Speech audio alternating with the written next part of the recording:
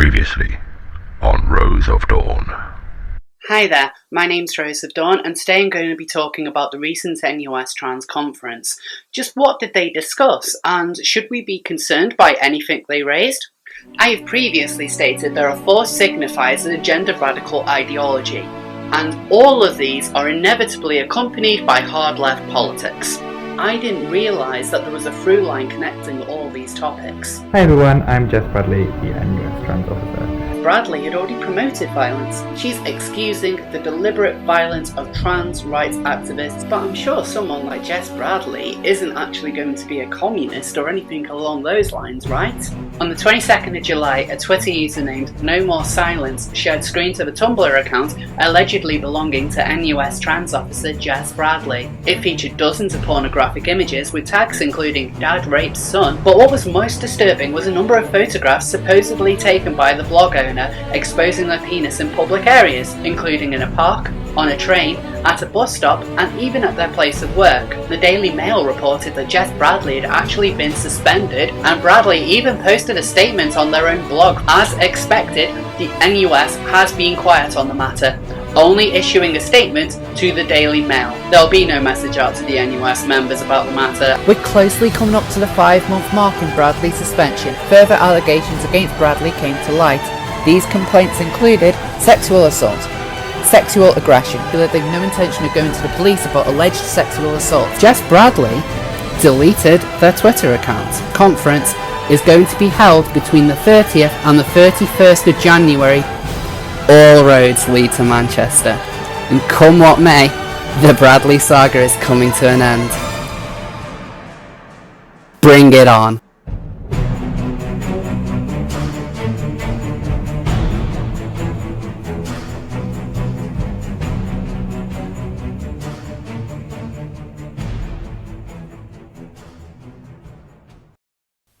Wow, I really don't know what to say here. For the longest time on my channel, I've been discussing the National Union of Students, their trans campaign, and in particular the controversial trans officer Jess Bradley, who was suspended last year after they were accused of quite serious sexual misconduct. Being realistic, the NUS was never going to tell us the exact results of what the Bradley investigation was going to be. They've been very good at keeping quiet over the last 6 months, and that's not just the top of the NUS, but that's also their trans campaign, that's their liberation officers, and that's all their followers and supporters, none of whom seem to have ever held them to account for the Bradley matter. So there was only ever going to be one good ending that we could get from this, and boy have they delivered. So it is my great pleasure to announce that as of the 16th of January, the NUS trans campaign, and by extension their trans officer, are gone. They have ceased to be. They are dead. They are an ex-campaign. Bye-bye Bradley. That they could do something like this in current year just shows how utterly useless that trans campaign really was. Now, I've already discussed how the NUS has been in quite a difficult financial position. They've needed to make cuts, otherwise they will go under. And the liberation campaigns don't really do a lot. You can think of them as more of a model UN for university students with the occasional chance of getting on TV. Often you will see the roles from these different groups being replicated. For example, the Black campaign will have a Black women's officer, whereas the Women's campaign will have a Women's Black officer. They're the same thing. They just constantly duplicate their roles. And nowhere was this more obvious than the Trans campaign, who were already represented quite well by the LGBT committee, especially when you take into account the LGBT committee's current 2 leading officers are both trans themselves, and openly trans at that. In fact, they've already written things for the trans campaign when Bradley wasn't around. So it's justice that such a shoddy group is going to be culled. It makes perfect business sense. And the reaction to this is astounding. So this news was broken by the NUS's LGBT committee, in particular Rob Noon. That's Rob Noon of Communism is Political Kindness fame. They made a press statement which blasts the NUS's directors for getting rid of the campaign. And in this sheet, they make what is possibly the best argument against their own existence, when they say trans students are the next generation of trans activists, and we need to be at the forefront of fighting for the lives of our communities who are dying as a result of medical neglect.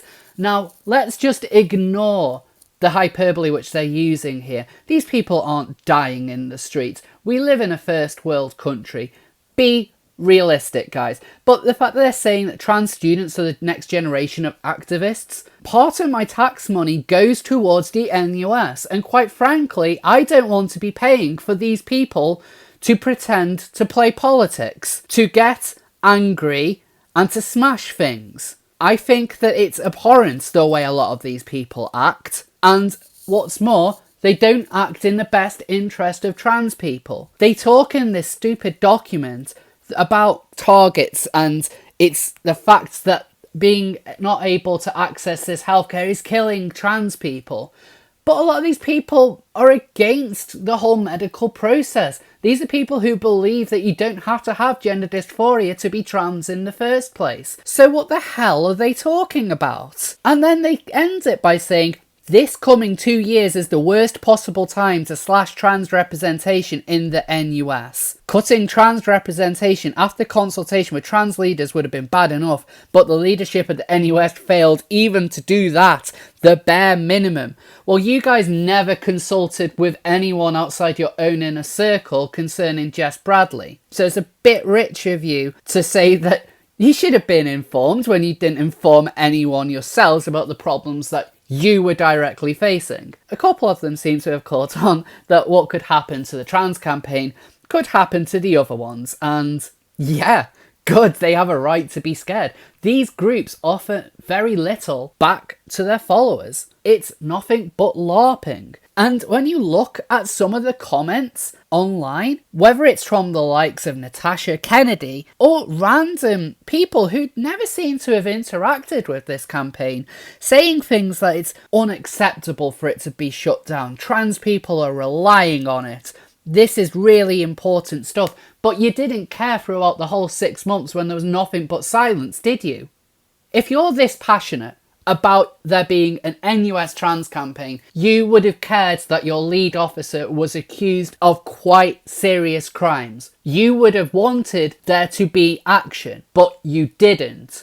There was no comment from the trans campaign for months. And even when they came back, how many of you really got in touch with them? Because before they blocked me, I remember that my responses to them would often be so much more popular than theirs. So how are they such a big deal if you didn't care in the first place? From what I can see, there's not going to be a conference next week. I mean, it would frankly be redundant at this point. But they deserve this. They deserve it because of the way that they've acted. They deserve it because it's using my tax money as well. And yes, I am a bit better about that. And so, what action are they going to be taking now this campaign is dead? Well, we've already seen a call for industrial action by Rob Noon. Oh, students on strike. What are you going to do? Not hand in an assignment? Seriously, you guys have never been able to make any kind of meaningful change whatsoever. When it came to the increasing in tuition fees, were students able to do anything then? No. So why are you wasting your time on a role which deserves to go when you're not really going to be doing anything anyway? If only they showed an ounce of this passion when Bradley was suspended, because there's no way that the Bradley matter was not taken into account. So speaking of Bradley, what's going to happen? So it's hard to say because Bradley has completely disappeared off the face of the earth. And you would too if you had so many allegations put up against you. Now, I do find it very suspicious just how quiet everything has been. Bradley has deleted their Twitter account.